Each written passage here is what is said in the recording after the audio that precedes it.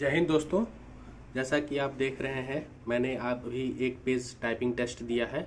इसकी स्पीड मेरी थी 63 वर्ड पर मिनट, 98% एक्यूरेसी थी और टाइमिंग मैंने लिया है 3.52 मिनट। जैसा कि आप सभी देख सकते हैं, टाइपिंग करने के लिए आप कोई सा भी कीबोर्ड यूज़ कर सकते हैं। मैं यहाँ पे एक नॉर्मल कीबोर्ड यूज़ कर रहा हूँ। ये कीबोर्ड लॉजिटेक का है। आप कोई सा भी कीबोर्ड यूज़ कर सकते हैं, चाहे वो 200 का हो चाहे 300 का हो। इसमें मैटर नहीं करता, बस मैटर ये करता है कि आप अपनी प्रैक्टिस डेली करें। और टाइपिंग के लिए आप कोई सा भी साइट से टाइपिंग कर सकते हैं, उसके लिए कोई मैटर नहीं करता।